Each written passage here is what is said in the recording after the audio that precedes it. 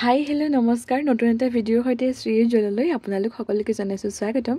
এয়া ৰাসৰ ফিল্ডৰ পৰাই ভিডিঅ'টো আৰম্ভ কৰি দিছিলোঁ, যিহেতু সেইদিনাখন আছিল 3 ডিচেম্বৰ, আমাৰ ৰাসভাগৰ প্ৰথমটো দিন। আৰু এয়া দিনৰ সময়খিনি ভিডিঅ' ধৰিব পাৰিছেই, যদিও ৰাতিলৈ ৰাস আছিলে, কিন্তু দিনত বহুখিনি কাম বাকী ৰৈ গৈছিলে। সৌৱা গেটখনৰো প্ৰায়খিনি কাম বাকী ৰৈয়ে আছিলে, সকলোৱে লাগি ভাগি কৰিয়ে আছে, যদিও হোৱাগৈ নাই। আৰু এইফালে এয়া ব্ৰহ্মা বহা পদুম ফুলপাত ধৰিব পাৰিছে নিশ্চয় সকলোৱে। তো এনেকৈ ব্ৰহ্মা বহিবৰ কাৰণে পদুম ফুলপাত বনোৱা হৈছে বাঁহ আৰু অদৰকাৰী ডাঠ কাগজেৰে। অৱশ্যে ৰং কৰিবলৈ এতিয়াও বাকী আছেই। আৰু এয়া হৈছে নন্দঘৰ, লগতে সৌৱা আমাৰ ল'ৰাহঁতে পূৰা বৃন্দাবন সজোৱাত ব্যস্ত হৈ আছে। যিহেতু বৃন্দাবনৰ ডেক'ৰেশ্যনখিনি কৰোঁতে ভালেমানখিনি সময়ৰ প্ৰয়োজন হয়, গতিকে সিহঁতে খুব সোনকালৰ পৰা লাগি গৈছিল বৃন্দাবন সজাবৰ কাৰণে। আৰু এইফালে অকণমান দেখুৱাব লৈছোঁ, এয়া মাটিৰ কেইটামান মূৰ্তি আনি থোৱা আছে। এয়া ময়ূৰ পক্ষী, সিংহ, বাঘ, হৰিণ একদম সকলো আনি থৈ দিছে।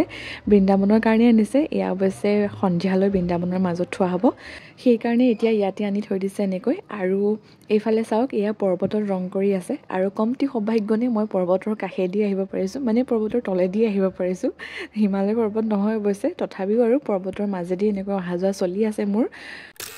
আৰু এয়া পৰ্বতৰ মাজেদি আহি বৃন্দাবনৰ কাষেদি গৈ ওলালোগৈ আকৌ কুঁৱা পাৰ, মানে কুঁৱাটোৰ ওচৰত যিখিনি আমাৰ ডেক'ৰেশ্যন বাকী আছিলে সেইখিনি কামত লাগিবলৈ গ'লোঁ। সেইকাৰণে বস্তুখিনি ঘৰৰ পৰা লৈ আহিছিলোঁগৈ। আৰু এয়া গোটেই ফুলখিনি উলিয়াই পেলাই দাদাই এনেকৈ লগাই গৈছে, মই দি গৈছোঁ। যিহেতু অকলে নোৱাৰি কামখিনি, তাতে আকৌ কুঁৱাৰ কথা, ৰিক্সো নহয় জানো, গতিকে আৰু এনেকৈ আমাৰ ডেক'ৰেশ্যন চলি আছিলে। ভিডিঅ'টো অৱশ্যে পিছলৈকে চাব, তেতিয়াহে বাকীখিনি গম পাব। সাংঘাতিক ধুনীয়া হৈছিলে কুঁৱা পাৰটো। আৰু এনেকৈ এবাৰ ইয়াত কাম কৰোঁ, আকৌ আন এবাৰ গৈ পেলাই গেটখনৰ ওচৰ পাওঁগৈ। যিহেতু গেটখনৰ কামো অকণমান আগবাঢ়িছিল সেইখিনি সময়লৈ, গতিকে বাৰে বাৰে এবাৰ ইফালে এবাৰ সিফালে চোৱাটো জৰুৰী আছিলে। যিহেতু ৰাতিলৈ ৰাস আৰু দিনত আমি এনেকৈ কাম কৰিয়ে আছিলোঁ, কামৰ উৰকে পৰা নাছিলে। আৰু সকলোৱে একদম যেনি তেনি কামত ব্যস্ত হৈ আছিলে, গতিকে অকণমান ভয় লগাটো স্বাভাৱিক, কিবা হয় কিবা নহয়। ইফালে আকৌ আমি সকলো ভাৱৰীয়া, মানে দিনত কাম কৰি ৰাতিলৈ আকৌ ভাও আছিলে। তাৰ মাজতে এনেকৈ কামখিনি কৰাটো আমাৰ বাবে সঁচাকৈয়ে বহুত বেছি ভাল লগা কথা। আৰু ইফালে আকৌ আমাৰ বৌয়ে আহি আমাক হহুৱাই আছিলে, মানে কৃষ্ণক যিহেতু এনেকৈ কুঁৱাৰ ওপৰত জোলনাত উঠাই দিছোঁ, যদি বাই চান্স পৰি যায় কি হ'ব। কিন্তু তেনেকুৱা একো নাই হোৱা, মানে আমি সেইখিনিৰ প্ৰতি অকণমান ভালকৈ ধ্যান দিছোঁ, খুব ভালকৈ টেপ লগাইছোঁ। আৰু দেখিছে ফটো ফ্ৰেমটো কিমান বেছি ষ্ট্ৰং কৰিছোঁ, মানে যিমান যেনেকৈ পাৰোঁ সকলো ফালৰ পৰা কামখিনি ভাল হোৱাটো আমি চেষ্টা কৰিছিলোঁ। আৰু এয়া প্ৰায়খিনি কাম শেষ হৈছিলেগৈ সেইখিনি সময়লৈ।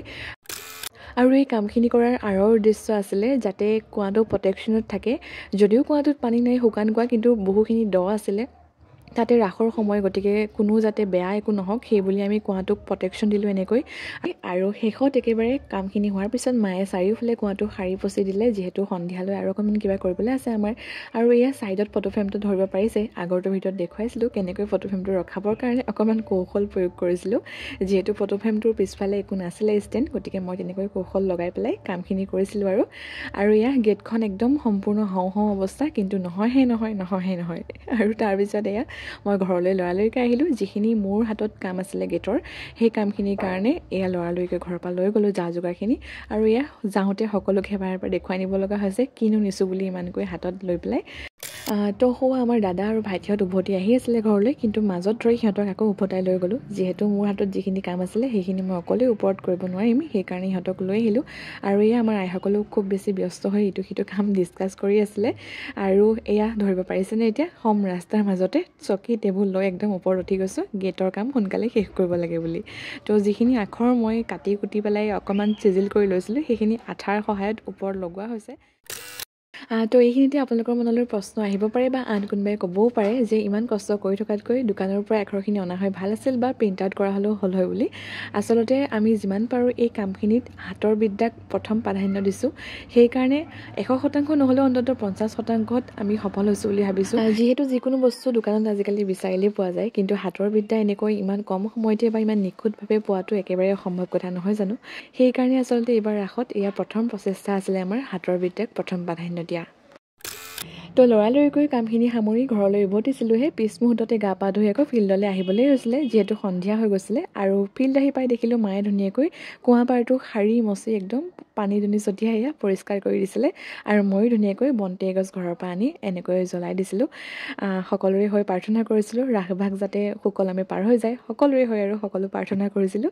মানে আমি অকল ডেক'ৰেশ্যন কৰিয়ে আমাৰ কামখিনি সামৰি তাৰ পৰা আঁতৰি যোৱা নাই। আমাৰ মনৰ যিখিনি আধ্যাত্মিকতা সেইখিনিকো অকণমান গুৰুত্ব দিছোঁ কোনোবাখিনিত। আৰু আৰু যিহেতু আমাৰ ইমানখিনি আয়োজনৰ মূল উদ্দেশ্যই হৈছে কৃষ্ণৰ ৰাসলীলা বা ৰাসক্ৰিয়া, গতিকে আমি তেৰাক যদি স্মৰণ নকৰোঁ, প্ৰাৰ্থনা নকৰোঁ, তেন্তে আমাৰ মনটোৱে কোনোবাখিনিত ভাল নালাগিব। গতিকে আমি সকলো দিশ চালি জাৰি চাই সকলো ফালেই আমি আগবাঢ়িবলৈ চেষ্টা কৰিছিলোঁ।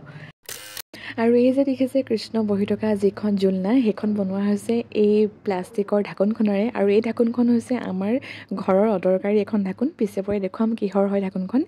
তো সৌৱা দেখিছে বৃন্দাবন সজোৱাত সকলো খুব বেছি ব্যস্ত হৈ পৰিছে, যিহেতু সময় মাজত মাথো আৰু কেইঘণ্টামানহে আছিলে।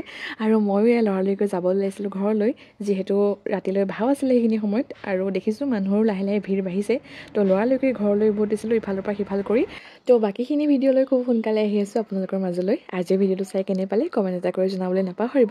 আৰু যদিহে আপোনালোক কোনোবা মোৰ চেনেলত নতুনকৈ আহিছে, প্লিজ চেনেলটো ছাবস্ক্ৰাইব কৰি দিব, লগতে কাষতে থকা বেল আইকনটো প্ৰেছ কৰিবলৈ নাপাহৰিব।